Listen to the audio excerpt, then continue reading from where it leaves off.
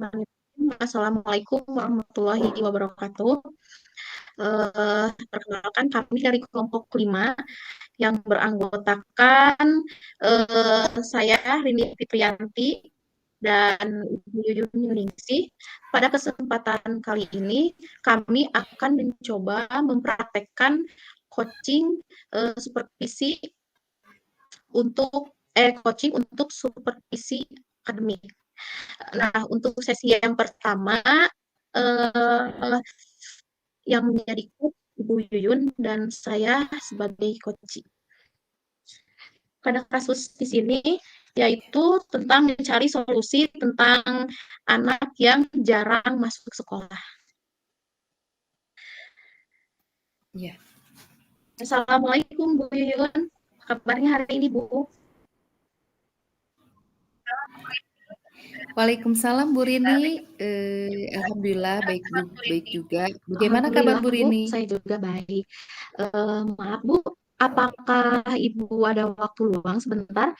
Saya membutuhkan bantuan Ibu nih Bu. Apakah Ibu bersedia membantu saya? Ya, tentu saja Bu. Ya, tentu saja Bu. Kebetulan saya sekarang lagi tidak ada jam mengajar. Ada yang bisa saya bantu Bu? Coba Ibu Begini Bu, ceritakan.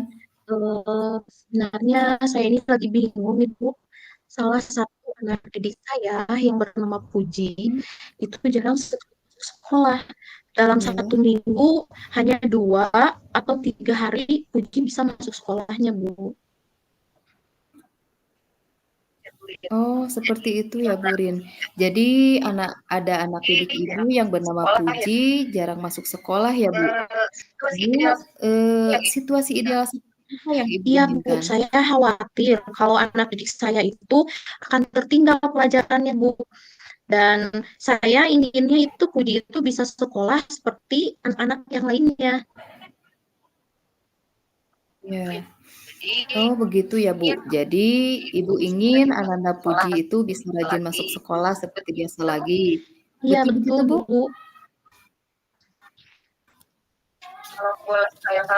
Kalau boleh saya tahu, apa hal yang menyebabkan anak-anak Puji jarang masuk sekolah ya Jadi Bu? begini Bu, Puji ini meskipun kelas 5 SD Bu, tapi postur badannya itu tinggi besar, hampir setinggi gurunya.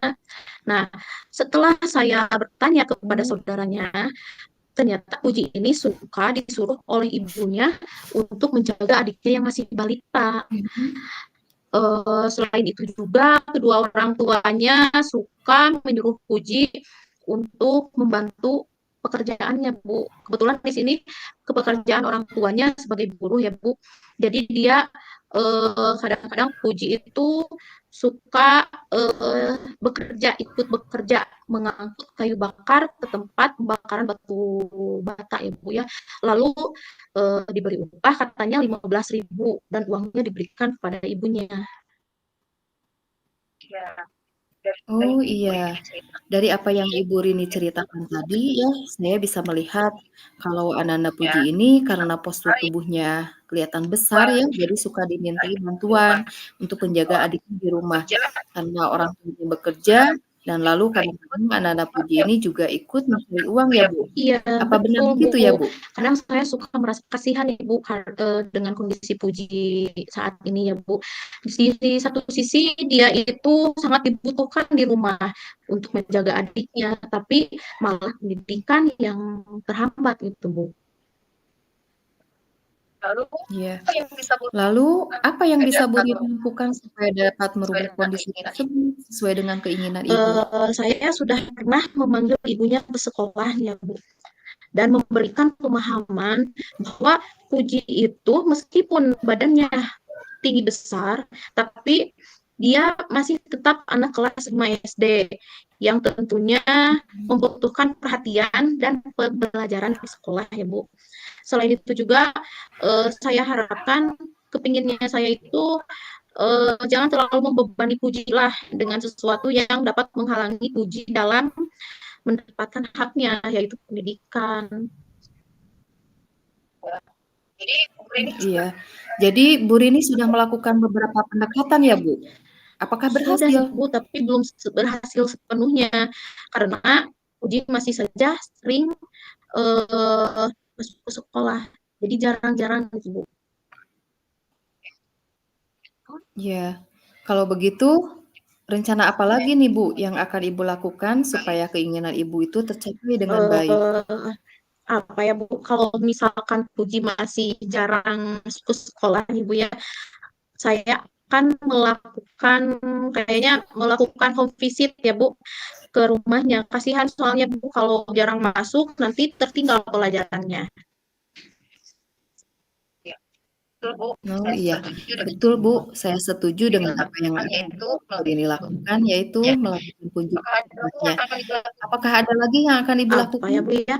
Mungkin saya juga akan secara intens ya menemui kedua orang tuanya untuk kembali membicarakan permasalahan Puji ini dan memberikan pembelajaran daring supaya Puji dapat tetap belajar di rumahnya. Dengan demikian Puji tidak tertinggal pelajarannya nih Bu. Ya, nah, kemudian apa indikator keberhasilan dari upaya-upaya yang akan Ibu lakukan tadi? Keberhasilannya sih jika Puji bisa hadir ke sekolah dengan rajin dan bisa mengerjakan tugas yang diberikan dengan baik, sehingga prestasi belajarnya ada peningkatan ya Bu ya, ke arah yang lebih baik lagi Bu. Ya, bagus sekali Bu, semoga keinginan Ibu bisa tercapai ya. Kira-kira kapan Ibu akan memulai melakukan upaya-upaya tersebut? Kalau misalkan besok Puji tidak masuk sekolah, ya mungkin saya akan langsung melakukan home visit dengan memberikan pelajaran daring bagi Puji. Oh iya, jadi Ibu akan melaksanakan rencananya besok ya Bu. Apabila anak-anak Puji tidak Iya masuk Bu, sekolah betul. begitu.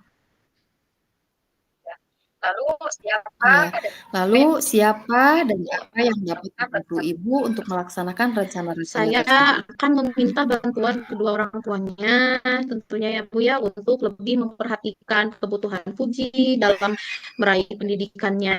Selain itu, saya juga akan melibatkan teman-temannya untuk membantu Puji melakukan pembelajaran daring di rumahnya. Ya, semacam tutor sebaya gitu ya Bu ya. Hmm, Ya, di sini yang saya butuhkan itu ya. bahan ajar dan LKPD pembelajaran daring untuk menunjang proses penilaian saya nanti, Bu. Oh iya, bagus sekali Bu Rin. Nah, apa yang kita dapatkan dari percakapan kita kali ini Bu? Kemudian apa komitmen apa yang akan Ibu lakukan? Alhamdulillah ya Bu, dengan percakapan kita kali ini ya, saya bisa menemukan solusi dari permasalahan yang saya hadapi. Komitmen akan saya lakukan yaitu dengan cara memantau terus perkembangan belajarnya Puji baik secara luring kalau dia masuk sekolah ya Bu maupun daring. Ya, setuju sekali Bu. Memang kita sebagai guru ya harus selalu memperhatikan kebutuhan setiap murid kita. Dan apa yang Ibu Rini lakukan tadi sudah sangat menunjang terhadap ketercapaian kebutuhan murid tersebut. Sehingga tujuan pembelajaran kita pun bisa Iya, tercapai betul dengan sekali baik ya Bu. Bu. Nah, terima kasih sudah berbagi permasalahan Ibu dengan saya. Apakah masih ada hal lain yang ingin Ibu Saya sampaikan juga kepada ingin saya? mengucapkan banyak terima kasih ya kepada Ibu yang sudah meluangkan waktunya untuk mendengarkan permasalahan saya. Mungkin untuk percakapan, Sama-sama. untuk sharing kali ini dicukupkan dulu, Bu. Tapi kalau misalkan di lain waktu, jika saya menemukan permasalahan kembali ya, Bu, saya akan menemui Ibu lagi. Boleh kan, Bu? Iya, siap Bu Rini, tentu saja boleh ya. Dengan senang hati kita bisa berbagi permasalahan kita dan mudah-mudahan kita bisa menemukan solusi dari setiap permasalahan yang kita hadapi ini. Ya, terima kasih ya, Bu Yun. Iya, sama-sama Bu Rin. Assalamualaikum. Assalamualaikum warahmatullahi wabarakatuh. Nah, mungkin itu untuk sesi yang pertama, yang dimana saya menjadi coach dan Ibu Yuyun menjadi coach. Lalu kita lanjut ya Bu Yun ke sesi yang kedua, yang dimana Ibu yang Baik. menjadi coach dan saya menjadi coach. Ya, baiklah, kami dari kelompok 5 akan melakukan, coaching di skenario kasus yang kedua. Berikut ini adalah skenario percakapan coaching antara coachee dan coach-nya dengan alur cerita mengenai bagaimana cara mengatasi seorang murid yang hanya bermain-main dan berada di kelas, jarang mau belajar atau mengerjakan tugas dengan baik. Di sini adalah coach-nya adalah Rini dan saya, Yuni sebagai coaching-nya. Assalamualaikum. Oh iya. Baiklah kita mulai Bu. Assalamualaikum Bu Yun. Apa kabarnya nih Bu Yuyun? Ya, waalaikumsalam Bu Rin, alhamdulillah baik. Bagaimana kabar Bu Rini? Alhamdulillah Bu, saya juga dalam keadaan sehat walafiat. Oh iya Bu Yun, katanya kemarin Alhamdulillah. Ibu Yuyun Apa mencari saya ya? Ada hal yang ingin dibicarakan Bu? Oh iya. Ya, apakah Ibu ada waktu? Saya ingin meminta bantuan dari Ibu ini. Saya bingung nih Bu, bagaimana cara yang efektif mengatasi masalah dengan salah satu murid saya. Dia sering bermain-main dan mengobrol di kelas, jarang mau belajar atau mengerjakan tugas dengan baik. Apakah Ibu bersedia membantu Oh saya? begitu ya Bu. Kebetulan saya sedang ada waktu luang nih Bu. Nah, apa yang kira-kira bisa saya bantu buat Ibu nih Bu? Ya Bu, terima kasih. Saya menghadapi situasi yang kurang baik nih. Ada salah satu murid saya yang bernama Nazmi. Dia tidak mau belajar dengan baik. Lain saja dengan barang-barang yang kadang-kadang juga suka temannya yang lain untuk diajak bermain. Kadang-kadang juga ketika itu anak-anak Nazmi ini tidak mengikuti karena sibuk mencoret-coret buku atau menggambar-gambar di buku tulis ataupun mencoret-coret mejanya, sehingga buku ini berdampak buruk pada pembelajarannya dan prestasi akademiknya. Oh, seperti itu ya Bu. Jadi ada salah satu murid Ibu yang bisa dikatakan tidak fokus ya selama proses pembelajaran sehingga berdampak pada prestasi akademiknya. Nah, lalu situasi ideal seperti apa nih yang Bu Yuyun inginkan?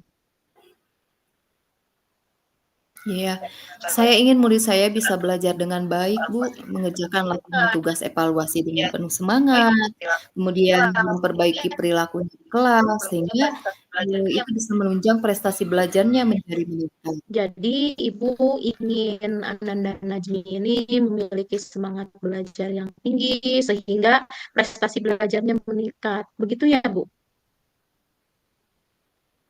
Iya, Kalau betul, Bu, boleh saya begitu. tahu, hal apa nih Bu yang menyebabkan Ananda Nazmi ini tidak bersemangat nih dalam mengikuti proses pembelajaran Ibu? Sepertinya, masalah Najmi ini berkaitan dengan kurangnya motivasi belajar gitu, keterlibatannya dalam proses belajar mengaji. Jadi dia tidak mempunyai semangat atau motivasi dalam belajar itu. Oh, begitu ya, Bu. Lalu kekuatan apa yang Ibu miliki untuk meningkatkan motivasi belajar dari Ana dan Nazmi ini, Bu?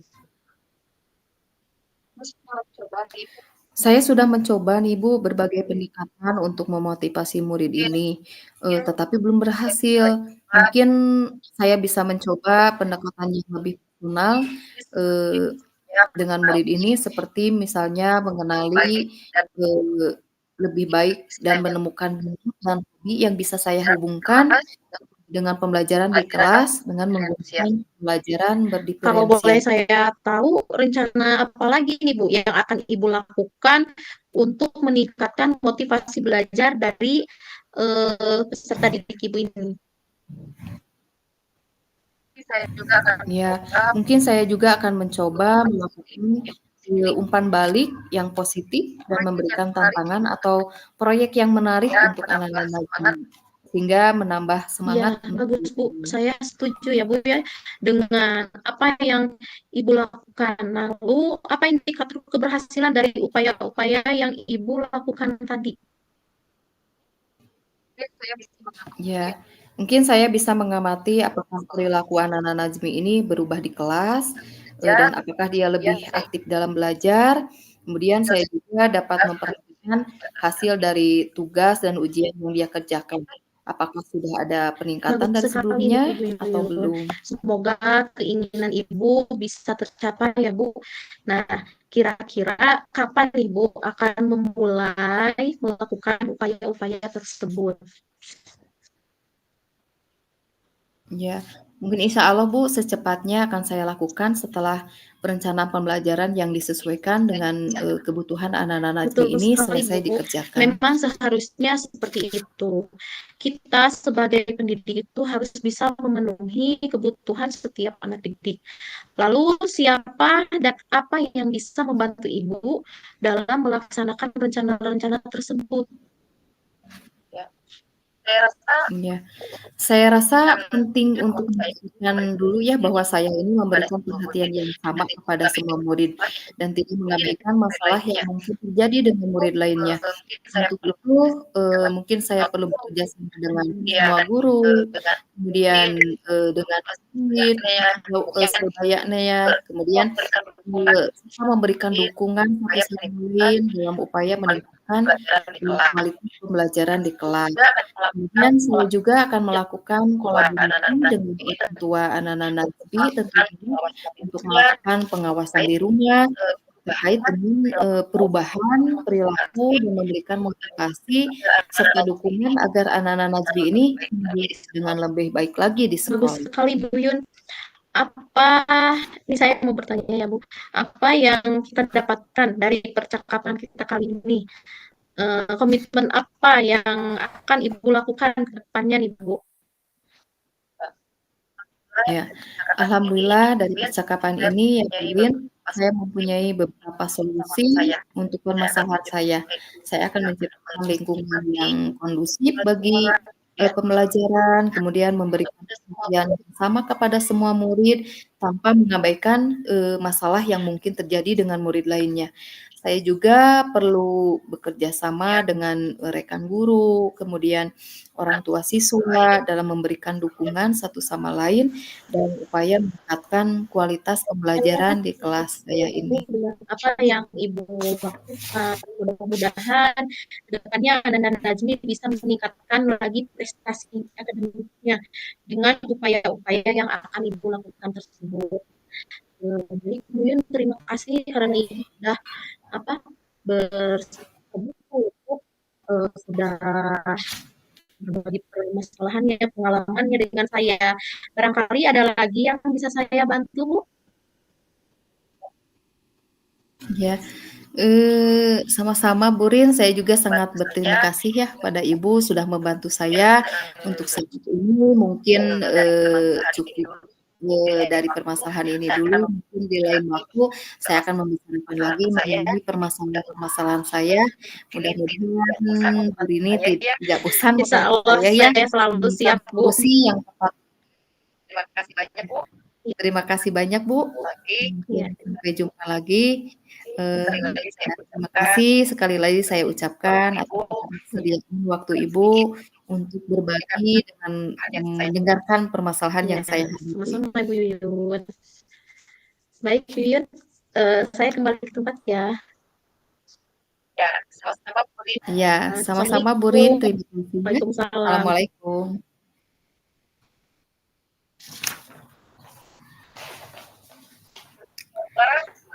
Demikianlah, praktek presentasi dari coaching untuk supervisi akademik, dari kami kelompok 5, saya Yuyun Dan saya Yuningsih. Rini Fitrianti. Assalamualaikum warahmatullahi wabarakatuh. Assalamualaikum warahmatullahi wabarakatuh.